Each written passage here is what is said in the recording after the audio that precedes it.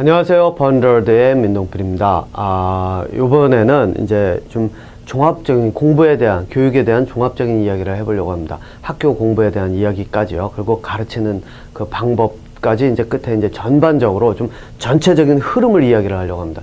그 이유는 이제 앞으로는 어떻게 할 거냐면은 좀 학생들의 가르치는 방법이라든가 어린아이들 자녀 교육이라든가 또는 뭐 중학교든 고등학교든 자녀 교육이라든가 학생들의 공부를 부모로서 도와줄 수 있는 방법 또는 학생들을 가르치는 사람들이라면은 어떻게 가르쳤을 때 효과가 있는지 이런 내용들, 이 내용은 이제 뭐를 포함하냐면은 뭐 흔히 얘기하는 학생들이 뭐 저희 담배에 손을 댄다든가 이런 거서부터 고집이 있는 아이라든가 이런 거서부터 그런 아이들이 있을 때 또는 뭐 자폐 아이들까지요. 예, 저희 뭐 정신지체라고 흔히 얘기하는 사람들이 있는데 그거는 뭐 저는 정신지체라고 보는 것이 아니라 생각하는 방법이 다르기 때문에 벌어지는 현상이다라고 이야기를 하는데 어차피 두뇌라고 하는 거는 한 개인의 두뇌라고 하는 건 작동 방법이 똑같습니다.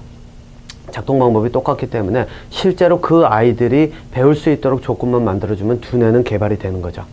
예, 두뇌는 발달을 할 수 있기 때문에 그런 자폐 아이들의 교육 이런 것까지 모두 포함해서 어떻게 접근할 수 있는지 좀 구체적인 방법들을 이제 하나씩 풀어가려고 그러는데 그 전에 이제 이 교육에 대한 전반적인 내용, 학교 교육이 지금 왜 공부가 어렵고 또 왜 이 학교 교육은 지금 어떤 현상으로 이루어져 있으며 지금 가르치는 방식은 어떤 방식이고 그래서 제가 보는 간단하게 방법들은 어떠한 것이 있어서 이제 어떤 식으로 할 수 있다라고 하는 전반적인 그런 큰 개요라고 할 수 있는 그런 내용을 이야기하려고 합니다.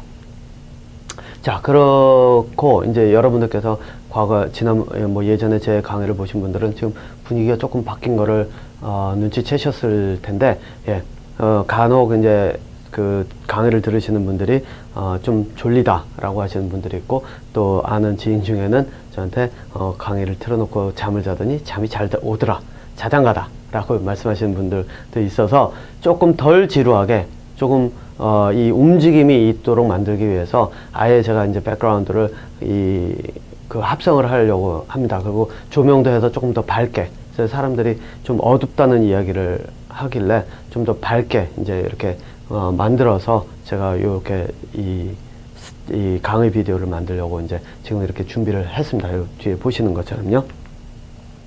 자, 그래서 처음에 이제 공부가 어려운 이유에 대해서 이제 제가 한번 이유로 시작을 한번 해보겠습니다.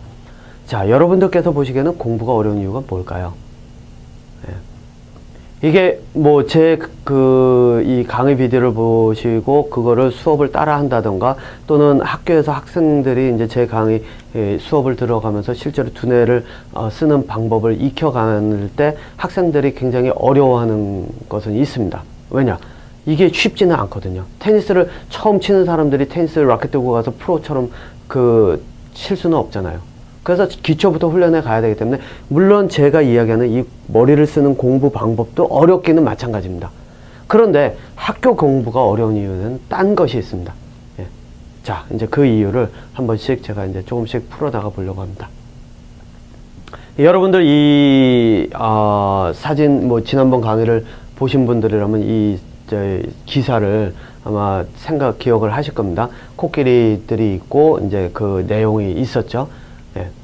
제가 앞서서 만약에 그 강의를 보신 분들이라면 이 코끼리 사진만 놓고 제가 한번 이거를 구체적으로 서술해 보라고 이제 제가 제안을 드렸었던 걸 기억을 하실 텐데 한번 여러분들 밑에 기사는 둘째 치고 이 코끼리만 보면서 한번 서술을 한번 해보세요.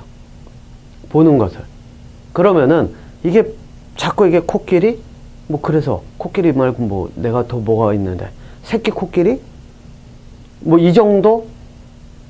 예. 아마 보통은 이 정도에서 끝이 날 겁니다. 예.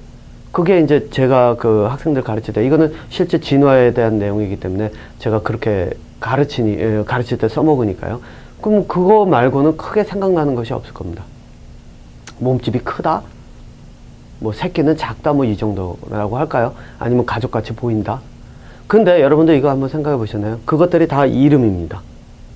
이름이요. 코끼리라고 하는 것, 새끼라고 하는 것, 가족이라고 하는 것, 이런 것들은 다 이름입니다.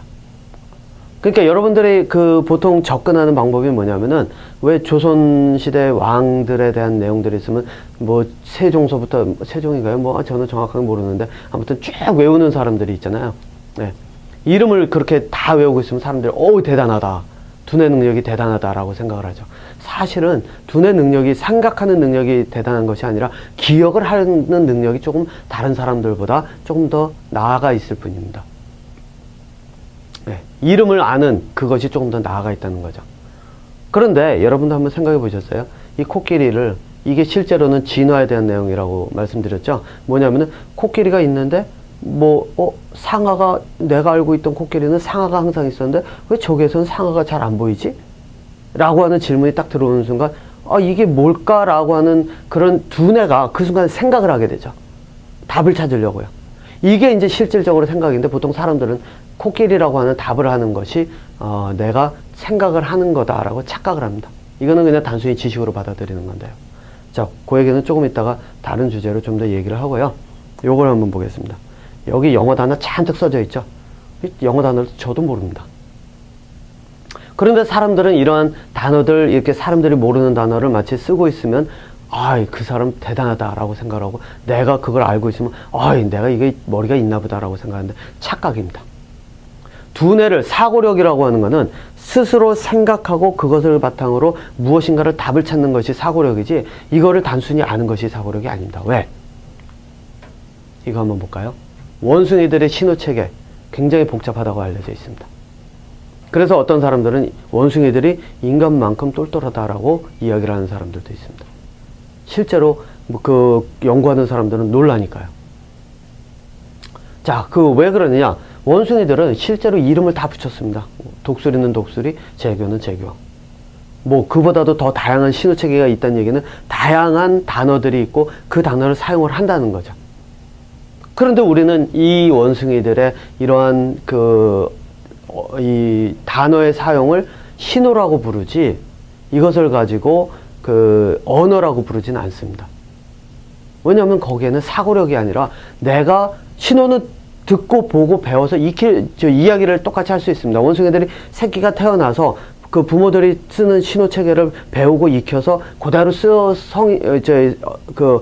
성인 개체가 되어가면서 그대로 쓸 수 있다는 그것이 바로 그걸 뜻하거든요. 생각을 하는 것이 아니라 그냥 그대로 보고 습득해서 쓸 수가 있다는 겁니다. 네. 그러니까 이 두뇌라고 하는 것은 실제로 사고력이라고 하는 것은 이 단순히 받아들였던 지식을 써먹는 데만 초점이 맞춰져 있는 거지 실제로 사고력 자체에 들어가 있지는 않다는 겁니다.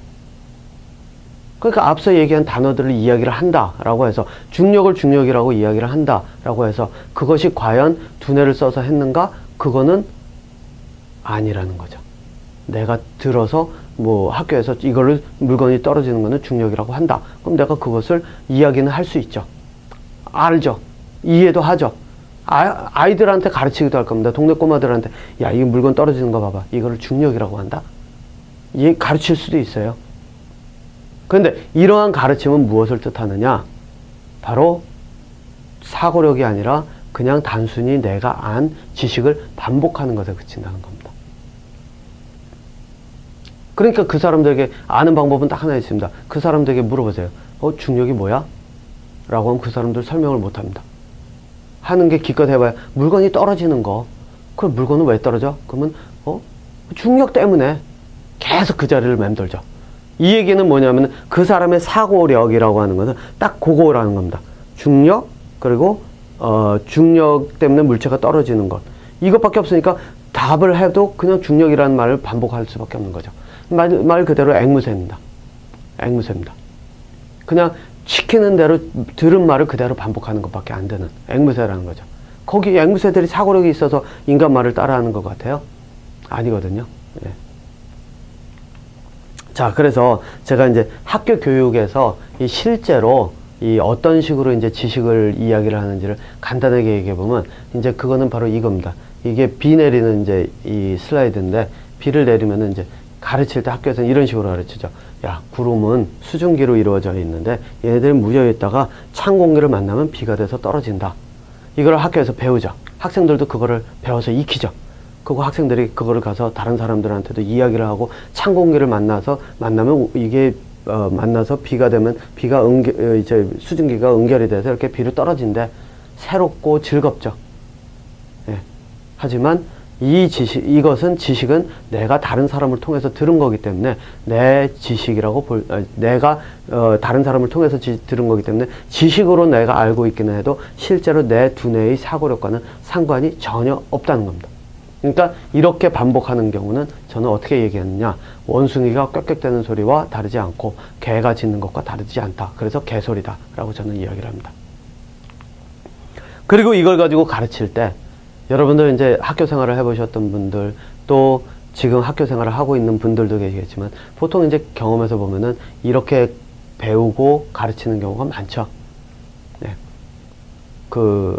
사과, 이 리치라고 하는 과일은 이 껍질이 좀 단단한데 까면은 이게 포도처럼 생겼는데, 이게 실제로 이제 좀 독이 있다 그래가지고, 많이 먹으면은 탈날 수 있다라고 하는 기사들이 이제 나오고 있는 과일인데, 사과 먹으면은 건강하고 맛있고 힘을 주고, 그러니까 야, 이게 사과 같은 거 먹어야 돼. 집에서 흔히들 많이들 그러죠. 아이들 달래가면서 야, 이거 이 편식하는 아이들 달래가면서 야, 이거 좀 먹어봐, 이게 몸에 좋대. 아이가 먹으면 잘했어 박수를 치죠. 그래서 아이가 더 그런 쪽으로 가게끔 만들죠. 이런 먹으면은 이제 탈이 날 수 있는 것이 있다 그러면은 야, 이거 먹으면 안 돼. 먹으려고 그러면 이놈 먹지 말라니까. 감정에 의존한 교육을 합니다. 심지어는 학교도 마찬가지죠. 학교에서 제가 학교 다닐 때, 고등학교 때, 이건 제 경험입니다. 자율학습 시간이라고 있는데 제가 좀 떠들고 있었습니다.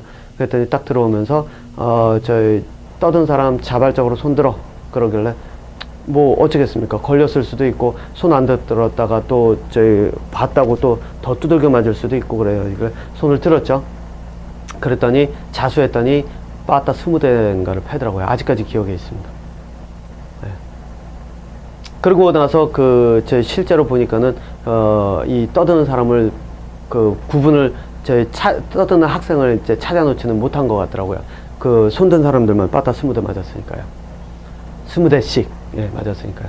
자, 이거는 여러분들 이제 보시면 아시겠지만 원숭이들의 세계 다큐멘터리 같은 데서 가끔 보면 원숭이들의 세계에서 어떻게 하는지 아세요? 우두머리가 있는데 만약에 영토를 침입하는 애들이 있어서 싸움이 붙었잖아요. 그러면 여럿이 나가서 같이 싸우잖아요. 그 싸움이 끝났는데 딱 우두머리가 봤을 때 싸움에 참여 안 하는 애들이 있잖아요. 그럼 어떻게 하느냐? 쫓아가서 걔네들 벌을 줍니다. 화를 내면서 쫓아가서 실제로 벌을 줍니다. 그래서 다음번에 싸움이 있으면 싸움에 끼어들게끔 만들죠. 안 그러면 마치 죽일 듯이 그렇게 벌을 주니까요.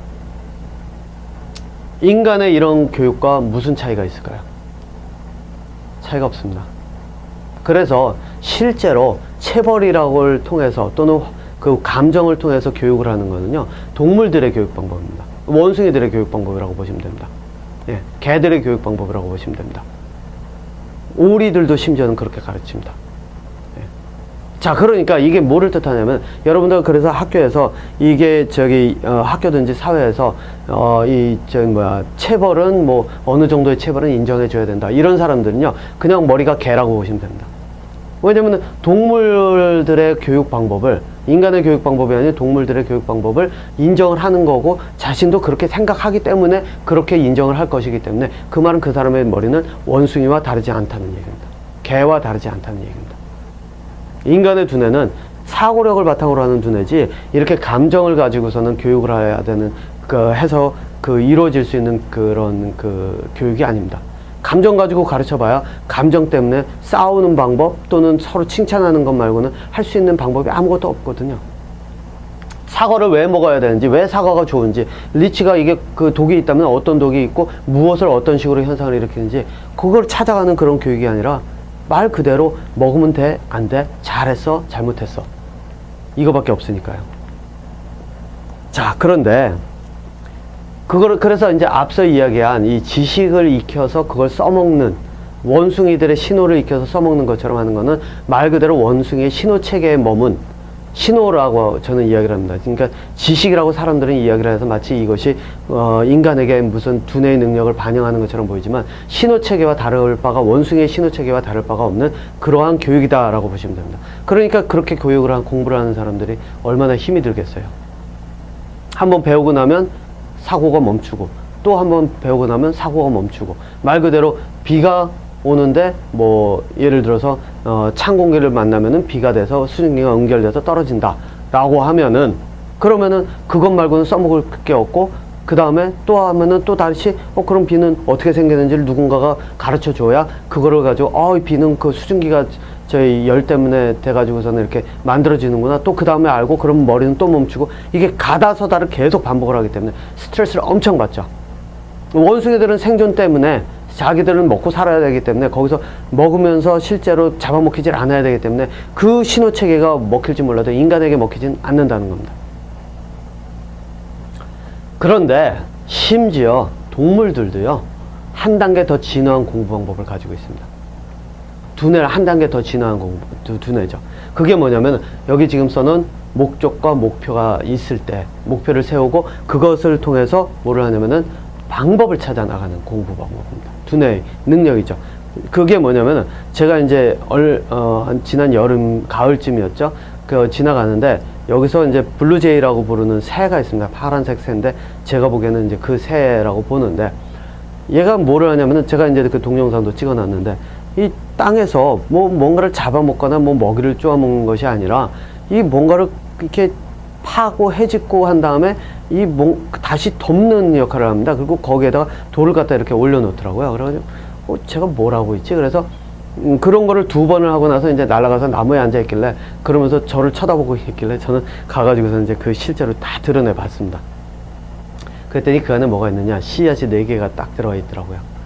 무슨 씨앗인지 모르지만 씨앗이 4개가 딱 들어가 있어서 제가 이제 그거 사진 찍고 다시 이제 원래 대로는 아니겠지만 그 새가 해놨을 거랑 비슷하게 이제 이렇게 해놓고 나뭇잎 그 새는 끝으로 나뭇잎 옆으로 이렇게 가려놓은 것까지 저도 이제 그대로 해놓고 왔는데 그 새가 이제 뭐 다시 가서 그거를 먹었을지는 모르겠지만은 심지어 다람쥐들도 그렇고요. 이 동물들도 미래를 예측해서 살아남기 위해서 저장을 한다든가 이런 것들이 생깁니다. 그러면 이게 어디서 왔을까요? 목적이 있죠. 살아남아야 된다. 또는 겨울이 오기 전에 뭔가를 저장해야 된다. 이런 거 아니면은 지금은 먹을 것이 있지만 나중에 없을 때를 대비해서 땅속에다 묻어야 된다. 그런 목적과 목표가 생기면은 새들도 그렇고 인간도 그렇고 방법을 찾습니다. 제가 인간의 이제 그 예를 들면 이겁니다. 이제 제가 아프리카에서 있다가 밴쿠버로 이사를 왔다고 쳐볼게요. 근데 밴쿠버 날씨가 어떤지를 몰랐습니다. 그래서 혹독한 지금 이제 밴쿠버가 오늘부터 굉장히 추워지는데 영하로 많이 내려간다 그러는데 이런 날씨에서 굉장히 혹독하게 준비도 안 된 상태에서 지냈다고 한번 얘기를 해볼게요. 그러면은 내년 가을쯤 되면 제 머릿속에 어떤 생각이 들까요? 자동적으로 작년 겨울이 얼마나 추웠는지가 딱 기억에 들어옵니다. 그러면은 그 기억이 어떻게 되냐면 제 두뇌를 자극을 해서 올겨울엔 이거를 춥게 지내지 않도록 만들어라 라고 하는 목적이 생깁니다. 목표가 생기죠. 목적이나 목표가 딱 들어오면 그 다음엔 저는 어떻게 할까요? 하나죠.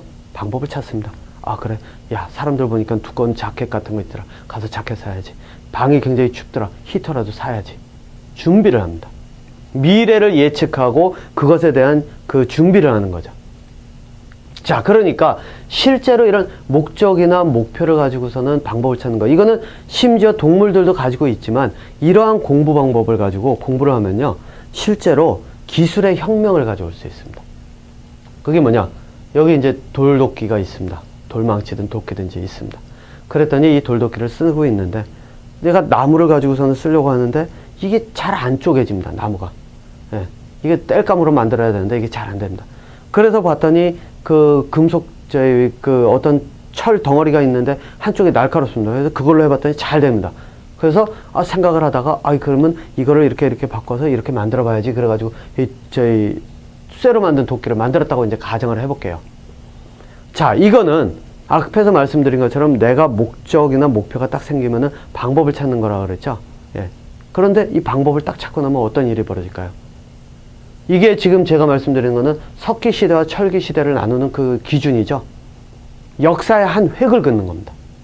그러니까 이 목적이나 목표를 세우고 그것을 이룰 수 있도록 방법을 찾는 이 두뇌 능력을 비록 이게 동물들도 가지고 있는 공통적인 두뇌 능력이긴 하지만 이 두뇌 능력만 좀 더 활발하게 쓸 수만 있으면, 능동적으로 쓸 수만 있으면 역사의 획을 긋는 발명품, 발견, 발명 같은 거를 할 수가 있다는 겁니다. 주로는 발명에 들어가겠네요. 발견은 원래 있는 것을 내가 찾는 것일 뿐이니까 발명에 들어가겠죠. 새로운 것을 발명을 하고 개발을 하고 그런 것을 바탕으로 이 사회가 발전하고, 그러니까 지금 여러분들이 보시는 이 기술적인 발전이고 뭐 컴퓨터, 인공지능까지 나오고 이런 것들이 뭐냐면 목표가 생겼을 때 그 목표를 이루기 위해서 방법을 찾는 두뇌가 발달한 사람들이 만들어 놓은 것이라고 보시면 된다는 거죠. 네. 그렇죠? 그런데 이제 문제는 바로 이겁니다. 학교에서 가르치는 게 어떻게 가르치죠? 제가 예를 들어가지고서 이제 학생들이 있는데, 저희 교수님 좀 일찍 끝내주세요 라고 할 때, 이제 제가 예를 들어, 일찍? 그래? 그래. 콩을 한 자루 들고 옵니다. 딱 앞에다 놓고. 자, 그러면은, 야, 이거 하나하나 다 세. 그래가지고 이게 자료에 몇 개 있는, 콩이 몇 개 있는지를 세고 나면 내가 일찍 끝내줄게. 뭐 이렇게 얘기를 했다고 쳐볼게요. 자, 그러면은 학생들은 어떻게 해야 될까요? 뭐 학생들이 아니라 학생 하나를 놓고 얘기를 해볼까요? 그 학생은 머릿속으로 계속 생각을 해야 되죠. 아마 이 이야기는 역사 속에 제가 있었던 걸로 기억이 납니다. 왜냐면 제 얘기가 아니라 전 들은 얘기였고, 이게 뭐 과거에 유명한 그런 어떤 선비의 이야기라고 저는 알고 있는데, 그 선비가 어렸을 때 있었던 이야기라고 알고 있는데, 어쨌든 그러면은 어떻게 하죠? 아이는 하나하나 머리를 씁니다. 그러면서 어떻게 하느냐? 주변을 둘러보고 내가 뭐 이걸 쉽게 할 수 있는 방법 없을까? 이게 실제로 하나하나 세면 중간에 까먹으면 다 다시 세야 되죠. 그러니까 이제 주변을 막 둘러보면서 뭐 빨리 할 방법을 찾다가 여기 이 컵이 있네. 그럼 이 컵을 써서 내가 이렇게 해가지고 이런 식으로 해보면은 저희 계산을 좀 더 빨리 할 수 있지 않을까? 그래가지고 그걸 써가지고 내가 만들어냈다라고 하면 이게 뭐를 뜻할까요? 곱하기의 개념을 이 학생이 스스로 발견하고 발명을 한 거죠. 예, 발명을 한 거죠. 비록 그것이 기존에 존재했던 거라도 그 방법을 찾아서 한 것은 바로 그 학생이라는 겁니다. 그런데 학교에서는 이러한 것을 가속화시킨다고 어떻게 가르치냐면은, 선생님이 딱 있다가, 야, 여기 콩이 이렇게 있지? 이거 세려고 그러면 굉장히 어렵지? 그럼 어떻게 해야 될까? 야, 봐. 이 컵을 써서 이렇게 하면 돼. 자, 그러면 학생들이 이런 것을 통해서 방법을 익히죠. 그런데 이렇게 익힌 방법은 원숭이들의 신호체계를 익히는 방법과 다르지 않다는 겁니다. 한마디로 지식을 익혀가는 공부 방법이라는 거예요. 뭐 그럴 수밖에 없죠. 왜냐하면 그거는 학생이 찾은 게 아니라 이미 알려져 있는 것을 알려주는 겁니다. 중력이라고 하는 것, 이걸 중력이라고 한다라고 하는 것을 중력이라고 하고 알려져 있는 것을 학생들에게 그대로 전달을 했을 뿐이지, 예, 그것과 전달을 했던 것과 마찬가지로 학생들에게 이런 방법이 있다를 그대로 전달을 했을 뿐이지, 학생들이 스스로 자기의 두뇌를 가지고 방법을 찾게끔 이끌어주지를 못했다는 겁니다. 실제로 그러려고 하면 학생들에게 딱 해놓고, 야, 봐, 이거 세 라고 해서 학생들이 시간을 두고 스스로 생각을 해본 다음에, 그 다음에 못 찾겠어? 그러면 야, 생각을 해봐. 주변에 이용할 수 있는 게 뭐가 있는지 이래가면서 하나하나 가르쳐가면서 학생이 스스로 생각을 할 수 있게 가르쳐야 되는데, 그럴 수 있는 사람은 거의 없다는 겁니다. 저는 본 적이 없습니다. 거의. 네. 딱 한 명 있군요. 제 석사 때 지도 교수님. 그분으로 인해서 제가 공부를 계속하는 길로 가게 됐었는데, 그분으로 인해서 제가 실제로 공부가 무엇인지를 아주 절실하게 깨닫게 된 그런 계기였는데, 예, 바로 이제 뭐 그런 분들이 간혹가다 있지만 거의 없다는 겁니다. 자, 그러면은 제가 이제 여기서 한 가지 예를 더 들어보겠습니다. 어떤 예냐면은 학교에서 실제로 벌어지는 일이죠. 예. 그게 뭐냐면은 학교에서는 이렇게 이 학생들이 스스로 그러니까 목표가 주어졌을 때 그 목표를 이룰 수 있는 방법을 스스로 찾아오기를 바라기 때문에 그래야지 실제로 두뇌가 그거는 진짜로 사고력입니다. 왜냐면 내가 스스로 생각을 하면서 무엇을 어떻게 왜 할지를 생각을 하는 거기 때문에 진짜 사고력이죠. 그런 사고력을 기르기 위해서 그래서 프로젝트를 딱 주고 그 다음에 그것의 방법을 찾아오게끔 만듭니다. 특히 대학 수업이 이제 그런 것들이 많죠. 어떤 뭐 마케팅을 한다 그러면 이런 제품을 마케팅을 한다 그러면 이 마케팅할 수 있는 방법을 뭐 찾아와라 라는 식으로 이제 주죠. 그래서 학교는 노력을 합니다. 심지어는 이제 여기 BC주에서 제가 작년에 이제 여기 BC주에는 뭐가 있냐면은 이 대학들마다 학점을 인정을 해주는 이 학생들이 이제 여기서 수업을 받은 거를 뭐 다른 학교로 이제 옮겨갈 때 그거를 인정해주는 그런 어떤 이 시스템을 연결을 만들기 위해서 이제 교수들이 주로 이제 교수라든가 이제 학교 관계자들이 모여가지고 그러니까 의견을 나누는 그런 회의를 합니다. 이런 회의를 하는데 거기에서 작년에 BC캣이라고 따지면은 교육청이죠. 교육청에서 이 발표를 하면서 앞으로 고등학교 교육을 제가 기억하기로는 10학년부터 12학년입니다. 근데 거기에서 나온 그 발표에 어떤 식으로 할 것인지 얘네들 교육을 어떻게 바꿀 것인지 발표를 하는데 그 계획을 발표를 하고 실제로 실행은 아마 제 기억으로 올해부터 아마 실행이 된다라 아니면 작년부터 이미 실행이 됐던가 아마 그럴 겁니다. 그게 뭐냐면은 프로젝트 베이스드라는 거죠. 그러니까 프로젝트를 가지고 목표를 설정을 해놓고 학생들이 그것을 통해서 그 방법을 찾아 나갈 수 있도록 이 훈련을 시키겠다는 겁니다. 실제로 사고력 자체를 늘릴 수 있도록요. 그래서 그 사람들이 이제 중간에 발표가 제 기억에 뭔 일로 인해 가지고 이제 중간에 발표가 완전히 다 되진 않았던 걸로 기억을 하는데 어쨌든 그 다음에 이제 모여가지고 이제 저희들이 회의를 할 때 교수들이 이제 그것이 될 것인가 안 될 것인가에 대한 효율적인가 아닐까 그것이 대학으로 학생들이 올 때 어떤 영향을 미칠 것인가에 대한 얘기를 저희는 이제 대학에서 나누는 이야기이기 때문에 고등학생들이 왔을 때 실제로 어떤 지식을 어떻게 가지고 왔을 때 어떤 식으로 하게 될지에 대한 이야기를 주로 나누니까요. 그럴 때 이제 그 회의를 이야기를 하면서 할 때 제가 대놓고 거기서 얘기했습니다. 이거 안 된다. 쟤네들 아무리 노력을 한다고 하지만 실제로 이거는 가능성이 없다. 그러면서 제가 예를 든 이유가 뭐냐면 왜냐? 한번 생각을 해봐라. 이 목표를 세우고 이 목표를 이루기 위한 방법을 찾는 실질적으로 그런 두뇌를 사용하는 곳이 이루어지는 장소가 어딘지 그거는 석박사 과정에서나 가능하다. 우리가 실험에서 무엇을 목적으로 하고 목표를 세웠을 때 그거는 이제 주로는 가설이죠. 가설이라고 하는 걸 세웠을 때 그 다음에 그것의 대답을 찾기 위해서 방법을 찾아가지 않냐. 하지만 석박사를 마친 사람들마저도 그걸 하기가 힘들어서 자기 스스로 무엇인가를 하는 게 어려운 게 현실인데 어떻게 고등학교에서 그게 가능하겠냐. 그렇게 얘기했습니다. 그런데 제가 이제 거기서는 그러니까 회의하는 자리라서 길게 얘기를 할 수 없어가지고 제가 이 다음 얘기를 안 했습니다. 그 얘기가 뭐냐면은 실제로 그게 왜 안 될 것인가 라고 하면요. 바로 이것 때문입니다. 뭐냐면은 학교는 교수들도 그렇고요. 실제로 학생들에게 예를 들면 이것을 가서 마케팅할 수 있는 방법을 찾아와라. 실제로 프로젝트를 주는 수업이 있습니다. 그럼 학생들이 어떻게 하느냐? 가가지고 제일 먼저 하는 게 뭐냐면 컴퓨터 딱 열고 인터넷을 타다닥 칩니다. 그리고 마케팅하는 방법들을 쭉 찾아가지고 거기다 이거를 접목시켜서 딱 들고 와서 그걸 발표를 하는 거죠. 그러니까 이 얘기는 뭐냐? 교수들은 기회를 만들어 줬죠. 실제로 앞에다가 저희 콩을 딱 놓고 자, 이 콩이 있으니까 이 콩을 가지고 이 콩의 숫자를 세는 방법을 찾아라 라고 했더니 학생이 어떻게 하냐면 인터넷 가가지고 다른 데 가서 내 수업도 아니고요. 다른 수업이나 마찬가지죠. 다른 데 가서 수업을 들어가지고 거기서 방법 가져와서 여기서 이걸 한다는 겁니다.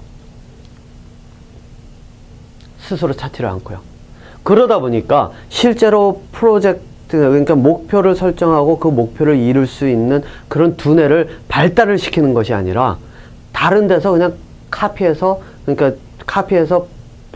복사해서 복사 붙이기를 하는 그 정도밖에 안 된다는 겁니다. 그러다 보니까 맨날 글쓰기를 해도 복사 붙이기에 이 유사 글들이 나와가지고 뭐 이게 플라지아리즘, 그러니까 표절이다 아니다 뭐 이런 얘기들이 나오고 학생들은 그러고 나면은 엉엉 울고 성적은 0점으로 처리되고 이런 현상들이 계속되는 거죠. 심지어는 이거는 이 학과에서 아카데믹 미스컨덕이라고 그러는데 한마디로 부정 행위를 한 거다 그래가지고 보고를 하니 많이 뭐 학기말 중간고사 때 되면 아주 난리도 아닙니다. 자, 이런 현상들이 벌어지는 이유가 왜냐면은 실제로 두뇌를 써서 이 목표를 이룰 수 있는 방법을 찾는 그런 교육은 극히 드문 사람들만 할 수 있는 그런 교육이라는 겁니다. 그래서 저는 이해가 갑니다. 학생들이 실제로 이 대학을 선택을 할 때, 고등학생들이 대학을 선택할 때 좋은 학교, 좋은 학교, 좋은 학교를 얘기를 하죠. 예. 실제로 그 이유가 뭐냐면은 상위권 학교로 갈수록 교수진들의 그렇게 가르칠 수 있을 능력이 되는 사람들이 조금이라도 더 있다는 겁니다. 그러니까 이제 그런 데서 그런 두뇌 능력을 보고 배우고 또 가끔 그렇게 이 집어넣어주는 그런 어떤 질문이라든가 이런 걸 통해서 스스로 발달을 시킬 확률이 조금은 더 높을 수 있다는 겁니다. 예. 하지만 제가 이제 분명히 여기서 말씀드리지만 이 교육은 이 방법의 교육은 동물들의 교육입니다. 여전히 동물과 다르지 않은 교육입니다. 아까 앞에서 얘기한 지식을 가르치는 그런 교육보다는 한 단계 발전을 했다 하더라도 또 심지어는 이 교육 방법을 가지고서는 두뇌가 조금이라도 발달이 돼서 무엇인가 새로운 것을 내가 예를 들어서 이런 제품을 뭐 처음으로 세계 처음으로 발명을 했다라고 하더라도 그래서 역사의 한 획을 그었다 하더라도 이 공부 방법은 여전히 동물들의 공부 방법과 다르지 않다는 겁니다. 그러니까 대학에서도 아무리 그런 교육을 받는다 하더라도 사실상 두뇌가 트일 확률은 좀 많이 적다는 얘기죠. 저희 대학이 좀 뭐 상위권 대학일수록 조금 높을 뿐이지 크게 다르지는 않습니다. 내가 실제로 공부하는 방법을 익히지 않는 한은요.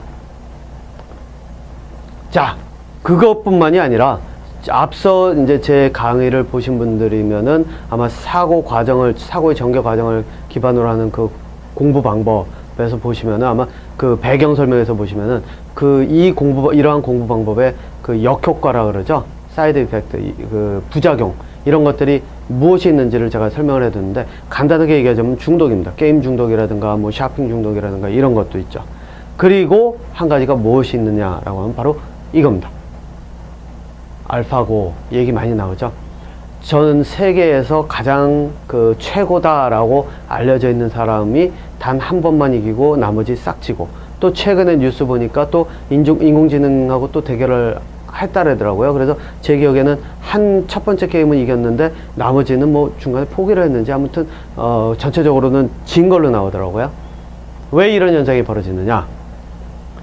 목표를 설정하고 방법을 찾으면서 확률 계산하는 건 컴퓨터가 더 정확하고 빠릅니다. 인공지능이 훨씬 더 정확하고 빠릅니다. 그 이야기는 뭐냐? 어떤 형태든 간에 인공지능으로서 그 규칙 속에서 벌어지는 것들이 있고 거기에 목표를 딱 설정을 해주면은, 그러면은 이 계산할 때 모을 수 있는 자료는 인공지능이 컴퓨터에 저장된 그 자료가 더 많거든요. 그리고 확률을 계산하는 것도 훨씬 더 빠르게 돌아가거든요. 여러분도 한번 생각해 보세요. 수학 공식, 아인슈타인의 무슨 중력에 대한 공식이라든가 이런 것들이 있다고 했을 때 그 공식을 놓고 여러분들이 계산을 해가면서 이 경우의 수를 여러 개를 놓고선 중력을 계산하는 것과 컴퓨터에 집어넣어 놓고 그 계산하는 것과 어느 게 더 빠를까요? 그러면은 그 순간순간 무엇을 어떻게 할지를 계산을 해내는 능력은 인공지능이 훨씬 빠를 수밖에 없습니다. 그러니까 결국은 뭐가 되느냐? 인간은 컴퓨터의 노예가 되는 거죠. 왜? 항상 사람들이 가장 배울 때 가장 첫 번째로 꼽는 것은 누가 더 최고인가? 누가 최고 정점의 피라미드의 꼭대기에 올라가 있는가? 항상 그 사람에게 배우려고 하죠. 한번 생각해 보세요. 달리기를 배운다 그러면은 누구한테 배우려고 그러죠? 금메달리스트. 딱 나오죠. 네, 바로 이런 것들 때문에 인간은 이 인공지능의 노예가 되어 간다라고 하는 게 이제 제 이야기입니다. 자, 그러면은 이 인간의 두뇌가 여기서 끝인가? 과연 네, 이게 전부인가? 라고 하면 아닙니다. 인간의 두뇌는 실제로 한 단계 더 진화한 게 있습니다. 이제부터 그 이야기를 하려고 합니다. 지금부터 이야기하는 이 두뇌가 인간의 고유 두뇌 능력이라는 겁니다. 동물들이 가지지 않은. 제가 이 사람 아마 여러분들 보신 기억이 있을 겁니다. 아마 한 2200년 전쯤, 지금부터 한 2200년 전쯤, 에라토스테네스라고 하는 이 사람이 한 일이 뭐가 있냐면 바로 이겁니다. 그 당시 인공위성도 없죠. 거기다가 무슨 레이저, 이거 뭐 지금 제가 가지고 있는 게 레이저 포인트인데 이거 가지고서는 뭐 이렇게 이 측정을 뭐 레벨도 재고 그래가면서 뭐 정확도도 재고 뭐 이런 기술이 있지만 그 당시에는 그런 기술도, 과학 기술도 없었죠. 그런 상태에서 이 사람이 한 일이 뭐냐, 막대기와 해의 그림자, 해로 인해서 생기는 그림자를 가지고 지구의 둘레를 계산했습니다. 지구의 둘레를 계산하기 위해서는 물론 반지름, 지름 다 나와야죠. 예. 삼각함수 이용을 했겠죠. 예. 이게 뭐를 뜻할까요? 이 사람이 한 거는 딱 하나입니다. 막대기, 그림자, 그 다음에 삼각함수. 그래서 그걸 가지고 뭐를 했느냐, 지구는 둥글다, 그리고 지구의 둘레는 얼마다, 반지름은 얼마다, 다 나왔다는 얘기입니다. 그리고 오차의 범위가 제가 기억하기로는 10% 미만인 거는 확실하고 제 기억에는 5% 미만이었던 걸로 제가 기억합니다. 그만큼 정확하다는 거죠. 어떻게 이게 가능했을까요? 여러분 한번 생각해 보세요. 여러분들이라면 과연 저러한 그런 계산을 막대기하고 해하고 그림자, 뭐 자동차가 있어서 거리는 좀 먼 거리는 그 여행을 이렇게 해준다 치더라도, 예, 했을 때 과연 그것을 실제로 그렇게 측정을 해낼 수 있는가? 그렇게 해낼 수 있는 생각을 할 수 있는가? 바로 그게 이제 우선이겠네요. 예. 뭐 앞선 강의를 보신 분들이라면 이게 인공위성의 개념을 뉴턴이 만들어냈을 때의 그것을 제 나름대로 그냥 그려놓은 것이라는 것을 이제 금방 눈치를 채실 텐데, 이게 뭐냐면요, 한번 보세요. 만약에 어떤 물체가 있어서 굉장히 큰 힘이 주어져서 날아간다면, 예, 여기서 이제 쭉 올라가서 날아간다면 이 물체가 한 바퀴 돌아서 바로 제자리로, 내가 던진 바로 그 자리로 돌아올 수 있지 않을까? 인공위성의 개념이죠. 뉴턴이 이거를 죽은 후에, 뉴턴은 자기 것을 세상에 잘 안 내놨다고 알려져 있죠. 그래서 어떻게 했냐면 사람들이 뉴턴 죽은 후에 한 2년 후에 들어가서 서랍하고 뭐 2년인가 뭐 들어가서 서랍하고 이런 걸 다 뒤졌답니다. 그랬더니 나왔던 게 인공위성의 개념이 거기서 나왔다는 거죠. 자, 그러니까 이렇게 되는 거, 이게 가능할 수도 있겠네? 그러니까 어떤 일이 벌어졌죠? 그 다음에 바로 이겁니다. 엄청나게, 지금 몇십 년 사이에 엄청나게 많은 인공위성들이 지금 떠다니고 있고 지금도 올라가고 있죠. 네. 목표가 설정이 되면, 그러니까 뉴턴의 경우에는 실제로 목표가 설정이 된 것이 아니라 그 말 그대로 호기심이죠. 이걸로 이렇게 하고 이렇게 하고 이렇게 하면 이렇게 될까? 를 가지고 그 인공위성이라고 하는 개념을 스스로 생각을 해냈습니다. 인공위성이 존재하지 않은 상황에서. 그러니까 완전히 존재하지 않았던 개념을 하나 만들어낸 거죠. 그래서 그 개념이 생기니까 사람들이 저게 가능할까? 이제 목표가 생기는 거죠. 그러니까 목표가 생기니까 이제 어떻게 하느냐, 기술들이 발전을 해가지고 그것을 받쳐주니까 인공위성이 둥둥 떠다닐 수가 있다는 겁니다. 그래서 이거는 뭐를 뜻하냐면요, 앞서서는 목표를 세우고 방법을 찾는 거는 기술을 발전시킬 수 있는 그런 두뇌라고 한다면은 그러니까 역사를 바꾸는 거라고 한다면요, 이거는 역사에 이제 한 획을 긋는다라고 얘기를 하면, 이거는요, 아무것도 존재하지 않는 상태에서, 돌망치라고 하는 건 존재하지 않는 상태에서 돌망치를 그려서 만들어낼 수 있는 그런 것을 이야기를 합니다. 이게 진짜 인간의 두뇌입니다. 인간의 고유의 두뇌라는 거죠. 새로운 개념을 창조해내는 것. 아무도 없었을 때 아인슈타인이 유명한 이유가 상대성 이론이라는 것이 존재하지 않았을 때 그 이론을 만들어냈고, 다윈이라고 하는 사람이 유명한 이유가 진화론이라고 하는 것이 존재하지 않았을 때 그 진화론을 만들어냈기 때문입니다. 이게 인간 고유의 그런 두뇌라는 거죠. 하지만 앞에서 이제 제 강의에서 말씀드렸듯이 문제는 뭐냐? 배울 수 없는 이유가 뭐냐? 가르칠 수가 없기 때문입니다. 또 배울 수도 없기 때문입니다. 뉴턴한테서 배웠던 학생들이 실제로 그 사고하는 방법을 배울 수 있었으면 엄청나게 많은 뉴턴들이 생겼어야 되겠죠. 아인슈타인들이 나왔어야 되겠죠. 근데 그럴 수 없었던 이유가 왜냐하면 배울 수도 없고 가르칠 수도 없기 때문입니다. 그리고 이 지구상에는요, 대략 한 77억 정도의 인구가 지금 살고 있다고 합니다.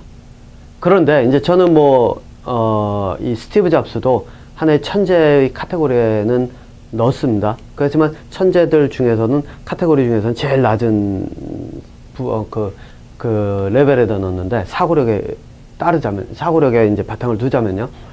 자, 근데 스티브 잡스를 천재라고 이제 얘기를 하고 지금 그 사람이 죽기는 했지만 저와 같은 동시대를 살아온 사람이니까 이제 지금 이제 그 사람이 이 시대의 한 명의 천재다라고 이야기를 한다면 인구가 77억이라면은 확률이 얼마죠? 0.0000000 아마 저 0이 한 9개 정도 있죠. 확률이 저거밖에 안 됩니다.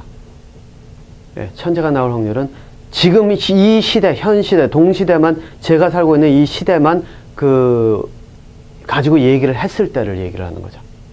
그러니까 확률이 엄청나게 낮은 거죠. 결국은 개개인이 이거를 스스로가 생각을 해내서 천재가 돼야 되는데 그럴 수 있을 확률은 진짜 너무너무나 희박하다는 겁니다.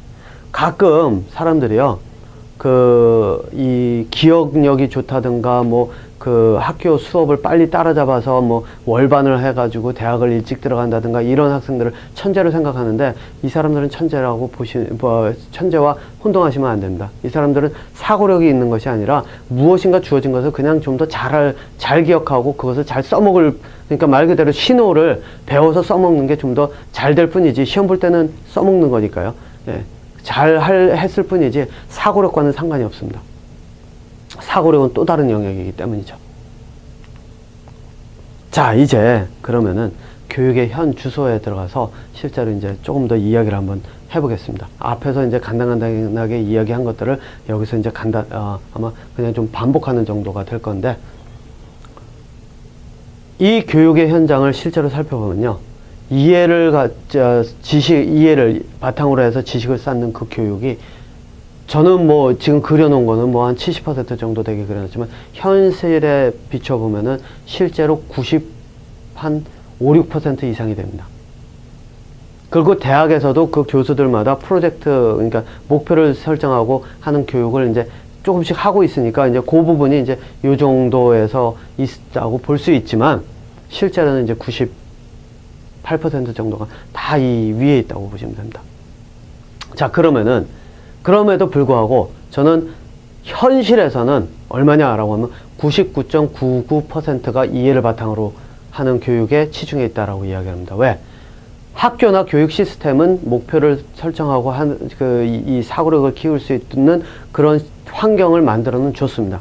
문제는 뭐냐? 학생 스스로들이 할 때 이게 굉장히 어렵다 보니까 그냥 가가지고 인터넷에서 방법을 찾아와서 복사해서 붙이기, 그리고 조금 바꾸는 정도에 멈추다 보니까 능동적인 이런 사고의 그런 어떤 발달이 되지가 않기 때문이라는 거죠. 그렇기 때문에 99.9%가 이 이해를 바탕으로 원숭이들의 신호체계에 머물러 있는 그런 교육에 치중해 있고, 그러다 보니까 이제 거기에 폭력이 난무하는 거죠.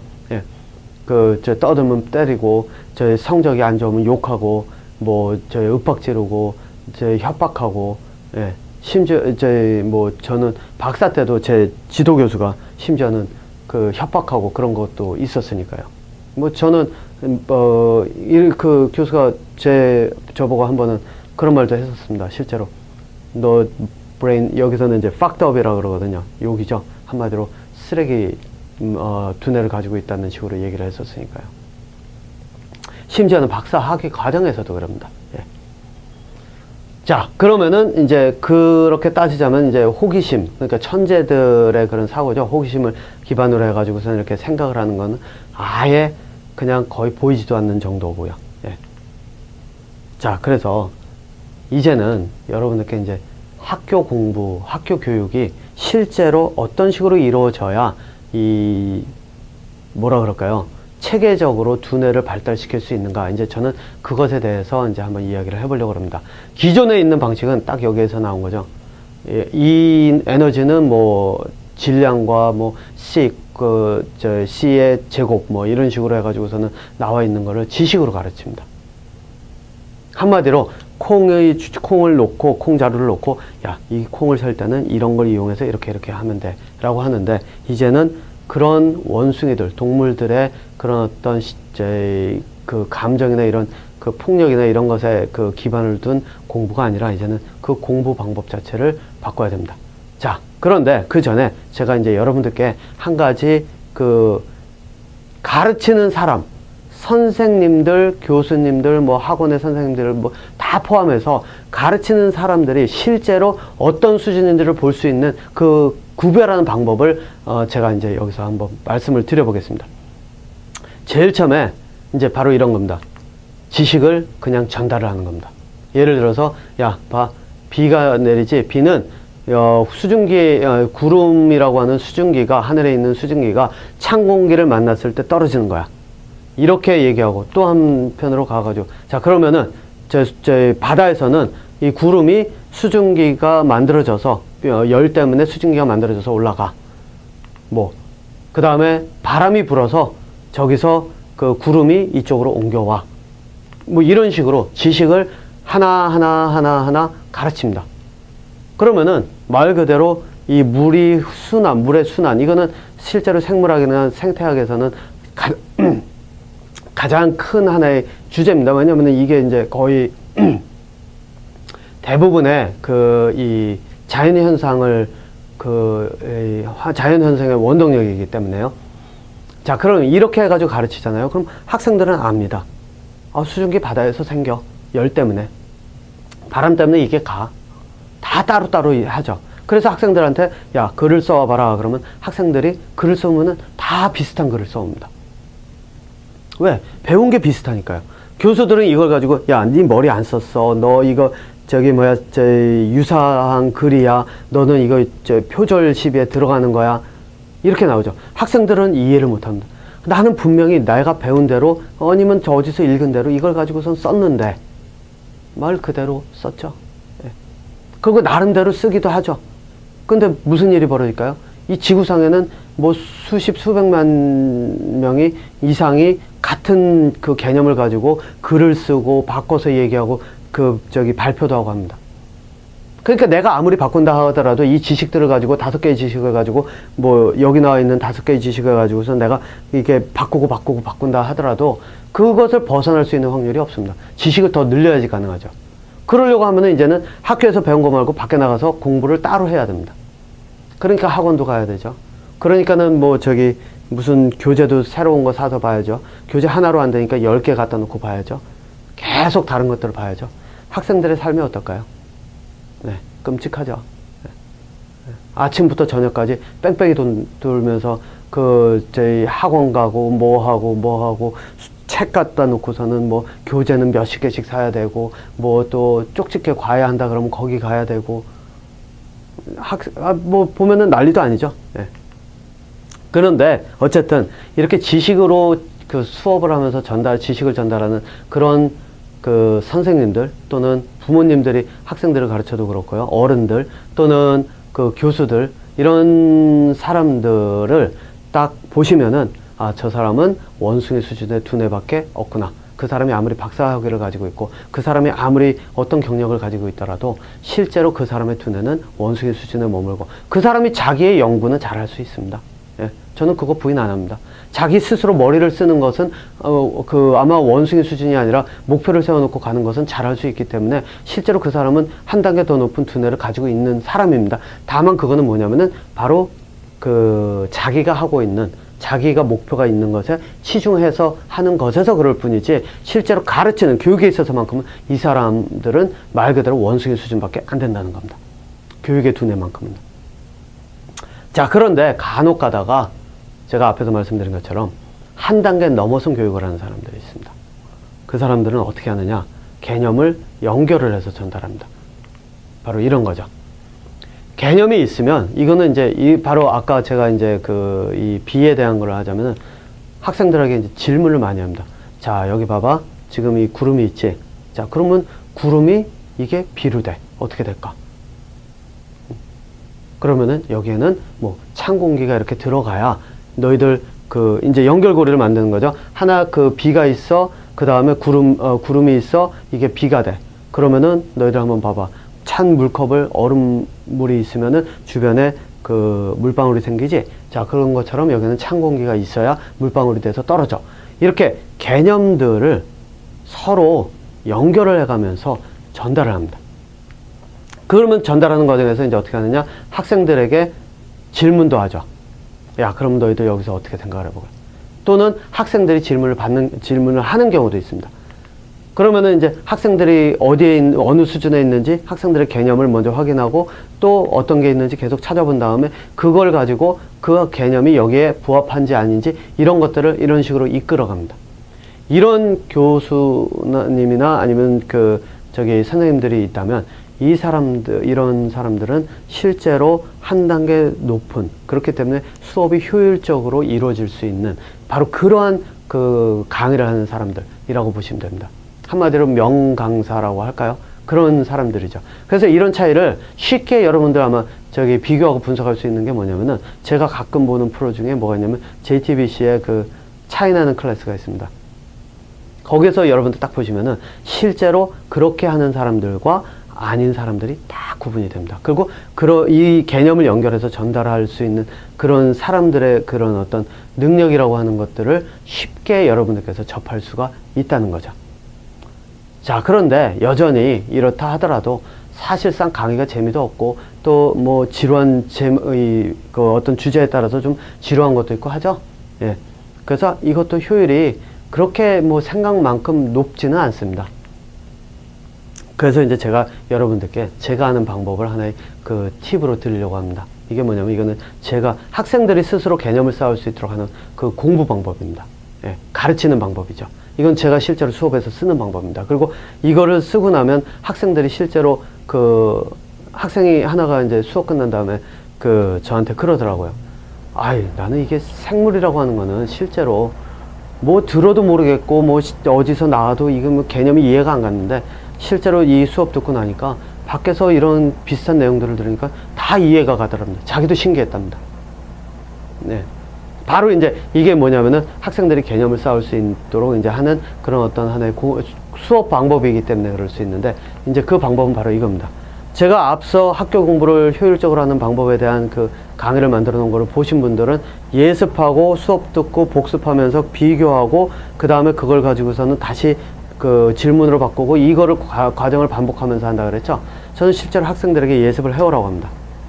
주제에 대해서 어떤 그 참고 문헌이나 이런 거를 찾으면은 제가 아까 말씀드린 것처럼 쫓아가서 콩을 샌다라고 하면은 인터넷 가서 어떻게 세는지 방법 찾아가지고 한다 그랬잖아요. 그래서 그렇게 하지 말고 저는 학생들에게 주문합니다. 최대한 너희들이 할 수 있다면 그런 거 찾지 말고 너희들 머릿속으로 지금까지 머릿속에 있었던 그런 것들을 이용해서 질문을 만들어 와라. 이게 호기심이니까요. 예. 그러면은 가끔 가다가 학생들이 참 깜짝 놀랄 만한 그런 질문을 가져올 때도 있습니다. 그게 어떤 학생들은 뭐 이런 얘기도 한번 저한테 질문을 했습니다. 그게 뭐냐면은 왜 남자는 죽을 때까지도 정자가 아기를 태어날 수 있게끔 활발한데 왜 여자는 어떤 특정 시간이 지나면은 그러니까 이 난자가 배란이 안 돼서 아기를 못 갖는가? 라는 식으로 질문이 올 때도 있고 또 어떤 학생들은 뭐 그러기도 합니다. 만약에 이제 진화론이 사실이라면 왜 지금 우리는 원숭이가 인간으로 진화하는 모습을 보지 못하나? 이런 질문도 하죠. 질문들이 굉장히 많이 옵니다. 근데 여기서 제가 한 가지 이제 선생님들이나 교수님들이나 뭐 이렇게 중간중간에 뭐라 그럴까요? 이 수업을 하면서 처음에 시작은 프로젝트나 목표나 이런 거를 통해서 개념을 쭉 연결해서 전달하는 거를 열심히 하려고 하는 사람들이 있습니다. 근데 가끔 하다가 보면은 그렇게 하다가 되돌아갑니다. 어디로 되돌아가냐면 지식을 가르치는 쪽으로 되돌아가는데 그 이유가 뭐냐면은 학생들이 이해가 되잖아요. 그러면은 질문을 하기 시작합니다. 앞서 저는 이제 그 가르치는 사람이 질문하는 그 화살표를 만들었지만 실제로 학생들이 질문을 하면요. 그다음부터 어떻게 되냐면 그 가르치는 사람이 모르는 질문들이 올 때도 있습니다. 그러면은 학생들이 선생님 그것도 몰라요? 뭐 이러면서 얘기하면 당황하죠. 그러다 보면 다시 지식으로 돌아갑니다. 지식으로 돌아가면 편한 게 뭐냐면은 학생을 탓하면 됩니다. 야, 너 공부 안 해가지고 지금 이렇게 됐어. 너 이거 저희 모르니까 이런 거야. 그러니까 선생님들이든지 교수들이든지 내 탓이 아니라 학생 탓을 할 수가 있거든요. 가르치는 내 수준이 아니라. 바로 그렇기 때문에 학생들을 쥐잡듯이 잡을 수가 있고 당당하게 두들겨 팰 수도 있고 이런 현상들이 벌어지는 이유가 자신들이 그것을 회피하기 위해서 되돌아가고 뭐 모르는 경우도 있습니다. 심지어 실제로는 가르치는 것을 효율을 오히려 떨어뜨려 가지고 학생들의 탓으로 만들어 놓으니까 이제는 내 책임이 아니니까 학생들만 말 그대로 조지면 되는 겁니다. 네. 그게 이제 질문의 힘 때문에 그렇습니다. 질문을 그래서 사람들이 딱 질문을 하는 순간 지식을 가진 사람은 두려움이 없지만 마찬가지입니다. 그래서 실제로 학교, 아까 제가 이제 대학들 얘기를 했는데, 대학들이 이 랭킹이 높을수록 교수들이 질문 받는 걸 두려워하지 않습니다. 낮을수록 질문 받는 걸 두려워합니다. 그래서 지식으로 접근합니다. 왜? 학생 탓을 해야 내가 그나마 이 수준이 낮아 보이질 않기 때문이죠. 어쨌든, 예, 제가 잠시 옆으로 샜었는데, 자, 여기서 보면은 저는 이제 그래서 어떻게 하냐면 질문들을 잔뜩 가져오죠. 학생들이. 그러면 저는 이걸 가지고 어떻게 하느냐. 학생들의 질문으로 바로 들어갑니다. 그래서 학생들의 질문들을 연결을 합니다. 그리고 학생들이 가지고 있는 그 질문과 그 서술, 저는 서술을 하고 질문을 가져오라고 하거든요. 그러니까 서술이 있고 질문이 있습니다. 그것들을 하나하나 연결해서 개념과 개념들을 연결을 하면서 어떻게 하느냐. 제가 가지고 있는 수업 자료들과 연결을 시킵니다. 개념들을. 그러니까 학생들의 개념들, 가지고 있는 그 개념의 그 정도는 적기 때문에 제가 이제 개념들을 연결하고 그 개념들을 연결해서 다시 학생들의 질문하고 다시 연결시키고 이거를 계속 반복을 합니다. 그러면은 주제 하나를 가지고 이제 뭐 수업이 저는 이제 거의 뭐 2시간씩 이렇게 나눠져 있는데 2시간 동안에 거의 시간도 빠듯하긴 하지만 이 수업에 있는 내용들을 거의 한 80% 이상, 90% 이상을 다 커버를 할 수가 있습니다. 어떤 때는 그 이상도 갈 때가 있죠. 100% 이상을 갈 수가 있습니다. 그러니까 학생들이 그러다 보니까는 스스로 개념을 쌓다 보니까 개념들이 들어오다 보니까 자기들이 쌓고 자기들이 그거 개념들을 스스로가 만들어 놓다 보니까 실제로 밖에 나가가지고 비슷한 이야기 들으면 다 이해가 되고 그러다 보니까 학생들이 들고 오는 질문이 더 발달이 된 한 단계 더 위로 된 그런 질문들이 나오기 시작을 할 수가 있다는 거죠. 물론 이거는 이제 그 학기가 거의 끝날 때쯤 조금 보이는 차이고 한 학기 정도만 가지고는 사실상 이 훈련을 가지고 뭐 큰 차이를 보이진 않지만 항상 저는 얘기합니다. 이 시작은 굉장히 미미하고 작을지 몰라도 이게 가속화되는 시점을 딱 치게 되면 굉장히 빠르게 발달을 한다. 그래서 계단을 마치 올라가듯이 그렇게 발전을 한다라고 이제 저는 이야기는 합니다. 자, 그래서 이제 제가 아이들의 교육을 어떻게 할지에 대한 이제 학교 교육서부터 실제로 제가 보는 관점에서 이 교육을 어떻게 디자인을 해야 될지에 대한 이야기입니다. 어린아이들 같은 경우에는 보고 관찰하고 서술할 수 있는 훈련이 필요합니다. 그 얘기는 뭐냐면은 보통은 부모들이 이제 접근하는 방법이 뭐냐면 이거 뭐야? 이거 뭐야? 이름을 가르치죠. 이름으로 가르치면 이거는 원숭이 신호체계를 가르친다라고 생각하시면 됩니다. 그게 아니라 실제로 이런 것들을 딱 보고 나면 이거는 어떤 모양으로 생겼어? 여기는 조금 넓고 여기는 조금 좁아지고 그 다음에 여기에 버튼들이 있고 뭐 이러면서 설명을 해주면은 부모로서 그러니까 아이가 스스로 관찰을 할 수 있도록 설명을 해줘야 된다는 겁니다. 모양을, 색깔을. 이거는 색깔 봐봐. 이거는 까만색이지? 그 다음에 여기 하얀색으로 글자가 써져 있네. 그러면서 이 글자는 뭐가 있고 뭐가 어떤 모양으로 생기고 어떤 모양으로 있고 여기 동그라미 모양, 짝대기 모양. 이런 식으로 그 각각을 서술을 해주면요. 그러면은 나중에 이 아이들이 머릿속에서 천천히 어떤 게 있냐면은 후에 가서 예를 들어서 이 아이들이 이런 모양만 딱 보면은 만약에 이제 그 비즈니스를 하는 아이가 아니라 하더라도 이런 모양만 딱 보면 저건 모양이 이 밑에가 좀 넓고 그래서 손으로 잡기 쉽고 이 버튼들은 위에 있어서 엄지손가락으로 이렇게 컨트롤하기 쉽네. 그러면은 내가 저거를 조금 더 바꿔가지고 이러이러한 모양으로 하면 좀 더 사람들이 편하게 쓸 수 있게 만들 수 있지 않을까? 그러면은 그런 학생들이 그런 아이들이 후에 가서 실제로 역사의 한 획을 걷는 그런 발명을 할 수 있는 그런 아이가 될 수 있다는 거죠. 그래서 아이들이 관찰을 할 수 있도록 옆에서 설명을 다 해줘야 됩니다. 하나하나. 아이들 행동서부터, 아이들이 보는 것서부터, 가지고 노는 것서부터 이런 것들을요. 그래서 아이가 자라서 이제 초등학교쯤 들어갔다. 그러면은 저는 뭐 학교에서 실제로 이걸 해야 된다고 보는데, 뭐냐면 아이들이 실제로 이제는 관찰하는 방법을 익혔으면 서술하는 방법을 익혀야 됩니다. 그래서 아이들에게 이제 이거 보고 그 아이들이 관찰을 할 수 있으니까 그 다음에는 자 그러면 니들이 서술해봐. 아이들은 눈으로는 보고 이것들의 개념이 이건 이렇다 저렇다 이건 모양이 어떤 식으로 한다를 알고는 있어도 능동적으로 서술을 많이 해보질 않으면은 실제로 이제부터는 서술을 배워야 됩니다. 그래서 여기는 넓어서 손으로 이렇게 쥐를 수가 있고 버튼은 위에 있어서 엄지손가락이 갈 수가 있고 이런 식으로 관찰한 것을 서술할 수 있도록 이렇게 훈련을 초등학교 내내 이런 것 정도만 해도 아이들 두뇌는 확 달라집니다. 그러고 나면 그 다음에는 이제 고등학교쯤 가면은 바로 이거죠. 관찰했으면 서술하고 서술했으면 질문까지 가는 거죠. 질문하는 방법. 여기서부터가 이제 아이들이 스스로 생각하고 독립하면서 스스로 무엇인가를 할 수 있는 두뇌를 만드는 그 훈련하는 과정입니다. 그래서 여기서 보면은 산소가 뭐 동물들은 산소를 들이마시고 이산화탄소를 내뱉는다. 보통 이거 가지고서는 학생들에게 질문해봐라 그러면 학생들이 멍합니다. 뭐 저걸 가지고 어떻게 질문하지? 왜냐면 워낙에 이 신호체계의 그 수준의 교육을 받다 보니까 압니다. 이산화탄소는 동물이 이산화탄소를 내뱉는다. 산소 들이마시고 다 압니다. 근데 안 됩니다. 왜? 질문을 만드는 훈련을 해본 적이 없거든요. 근데 한번 보세요. 그래서 이제 거기서는 고등학교에서는 어떻게 해야 되냐? 실제로 비교하고 실험해서 관찰한 거, 서술한 걸 가지고 비교하고 실험해서 질문을 만드는 역할을 해야 됩니다. 그래서 여기에서는 산소, 여기도 산소가 있는데 그럼 탄소가 있는데 탄소는 어디 갔지? 질문을 하고 그러면은 뭐 제 위치가 정확한지 모르겠습니다. 하지만 탄소는 어디 갔지? 라고 질문하고 그 다음에 탄소가 그러면은 이게 어떻게 된 거지?